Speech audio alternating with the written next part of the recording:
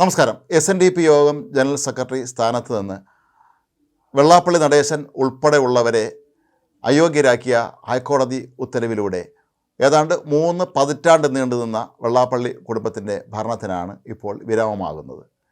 1996 വെള്ളാപ്പള്ളി നടേശൻ ആദ്യമായി SNDP യോഗം general secretary ആകുന്നത്.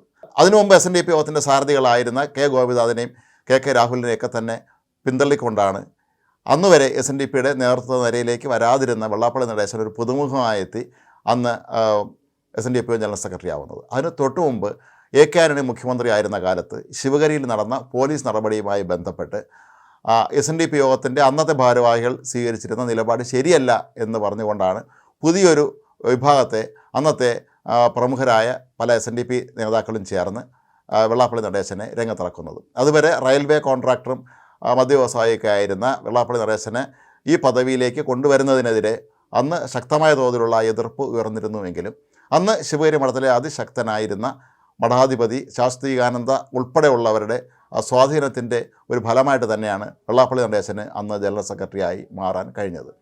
പിന്നീട് ഇങ്ങോട്ട് 1996 മുതൽ ഇപ്പോൾ വരെ SNDP യോഗത്തിൻ്റെ ജനറൽ സെക്രട്ടറിയായി വെള്ളാപ്പള്ളി നടേശൻ തുടരുകയായിരുന്നു. ഒരുപക്ഷെ SNDP യോഗത്തിൻ്റെ ചരിത്രത്തിൽ ഏറ്റവും ദീർഘകാലം ജനറൽ സെക്രട്ടറിയായി തുടർന്ന വ്യക്തിയും വെള്ളാപ്പള്ളി നടേശൻ തന്നെയായിരിക്കും. എന്നാൽ വെള്ളാപ്പള്ളി നടേശൻ അവിടെ SNDPയിൽ അധികാരം ഉറപ്പിച്ചതിന് ശേഷം അദ്ദേഹം അടുത്ത ചെയ്തത് സ്വന്തം കുടുംബാംഗങ്ങളെ തന്നെ അവിടുത്തെ പ്രധാന ഭാരവാഹികളാക്കുക എന്നുള്ളതായിരുന്നു. അദ്ദേഹത്തിൻ്റെ മകനായ തുഷാർ വെള്ളാപ്പള്ളി SNDP യോഗത്തിൻ്റെ വൈസ് പ്രസിഡൻ്റാണ്.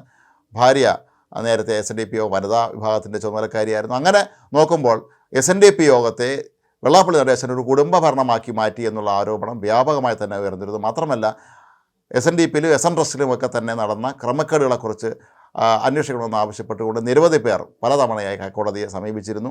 വെള്ളാപ്പള്ളി നടേശൻ ആദ്യം SNDP ജനറൽ സെക്രട്ടറി ആയതിനു ശേഷം പിന്നീട് അദ്ദേഹം SN ട്രസ്റ്റിൻ്റെയും ജനറൽ സെക്രട്ടറിയായി മാറുകയായിരുന്നു. അപ്പോൾ ഇത്തരത്തിൽ ശ്രീനാരായണ പ്രസ്ഥാനങ്ങളുടെ കേരളത്തിലെ ഏറ്റവും പ്രധാനപ്പെട്ട 2 സ്ഥാപനങ്ങളായ SNDP SN ട്രസ്റ്റും തീർത്തും വെള്ളാപ്പള്ളിയുടെ കാൽക്കീഴിൽ എത്തുന്ന ഒരവസ്ഥയിലേക്ക് എത്തുമ്പോഴാണ് സമുദായത്തിലെ തന്നെ മറ്റ് പലരും ഇതിനെതിരെ അതിശക്തമായ പ്രതിഷേധവുമായി പിന്നീട് രംഗത്തെത്തിയത്. SNDP യോഗത്തിൻ്റെ കമ്പനി നിയമപ്രകാരമുള്ള ഒരുപാട് കാര്യങ്ങളിൽ കടുത്ത വീഴ്ചയാണ് വെള്ളാപ്പള്ളി നടേശൻ അദ്ദേഹത്തിൻ്റെ സഹപ്രവർത്തകരും വരുത്തിയത്. ഏതാണ്ട് 170ഓളമുള്ള ബോർഡംഗങ്ങളും വെള്ളാപ്പള്ളി നടേശനും മറ്റ് അംഗങ്ങൾക്കും ഒപ്പം തന്നെ അയോഗ്യരായി മാറിയിട്ടുണ്ട് എന്നുള്ളതാണ് മറ്റൊരു പ്രധാനപ്പെട്ട കാര്യം. ഇവിടെ ഇനി ശ്രദ്ധിക്കേണ്ടുന്ന കാര്യം, സർക്കാരിനോട് ഹൈക്കോടതി ആവശ്യപ്പെട്ടിരിക്കുന്നത് ഇവർക്ക് പകരമായി തൽക്കാലം ഭരണം മുന്നോട്ട് കൊണ്ടുപോകുന്നതിന് വേണ്ടി ഡയറക്ടർമാരെ സർക്കാർ നിയോഗിക്കണമെന്നാണ്. അങ്ങനെ റിസീവർ ഭരണത്തിലാണ് SNDP യോഗത്തിലേക്ക് ഇനി തിരഞ്ഞെടുപ്പ് നടക്കുകയാണെങ്കിൽ വെള്ളാപ്പള്ളി നടേശൻ അദ്ദേഹത്തിൻ്റെ ഒപ്പമുള്ളവരും പരാജയപ്പെടും എന്നുള്ള കാര്യം 100% ഉറപ്പാണ്. മാത്രവുമല്ല, അവിടെ വരുന്ന മറ്റൊരു പ്രധാനപ്പെട്ട കാര്യം, അടുത്തതായി മറ്റൊരു വിഭാഗം ഗ്രൂപ്പാണ് SNDP യോഗത്തിൻ്റെ തലപ്പത്ത് വരുന്നത് എങ്കിൽ SN ട്രസ്റ്റും അവർക്ക് അവരുടെ കീഴിലാക്കാൻ കഴിയും. കാരണം ഒരു പ്രമേയത്തിലൂടെയാണ് നേരത്തെ SNDP യോഗം SN ട്രസ്റ്റ് രൂപീകരിച്ചത്. അതുപോലെ ഒരു പ്രമേയം കൊണ്ടുവന്ന് വേണമെങ്കിൽ SN ട്രസ്റ്റിനെ SNDPയുടെ ഭാഗമാക്കി മാറ്റുകയും ചെയ്യാം. പക്ഷേ ഇവിടെ നടന്നിട്ടുള്ള സാമ്പത്തിക ക്രമക്കേടുകളെക്കുറിച്ചുള്ള നിരവധി ആരോപണങ്ങളും കേസുകളുമൊക്കെ ഇപ്പോഴും നിലനിൽക്കുന്നുണ്ട്.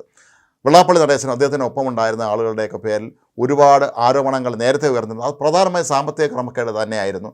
അതുപോലെ SNDPയുടെ പ്രാദേശിക നേതാവായിരുന്ന മഹേശൻ്റെ മരണം തുടങ്ങി സ്വാമി ശാസ്ത്രീകാനന്ദയുടെ മരണം ഉൾപ്പെടെയുള്ള കാര്യങ്ങളിലൊക്കെ തന്നെ പലപ്പോഴും അതിൻ്റെ സംശയത്തിൻ്റെ കുന്തമനം നീണ്ടത് വെള്ളാപ്പള്ളി നടേശന് നേർക്ക് തന്നെയായിരുന്നു. പക്ഷേ SNDP യോഗത്തെ മൊത്തത്തിൽ ഹൈജാക്ക് ചെയ്തിരിക്കുകയായിരുന്നു വെള്ളാപ്പള്ളി നടേശൻ എന്നുള്ളതാണ് വാസ്തവം. അതുകൊണ്ട് തന്നെ SNDP യോഗത്തിനകത്ത് വെള്ളാപ്പള്ളി എപ്പോഴും ശക്തനായി തന്നെയാണ് തുടർന്നിരുന്നത്.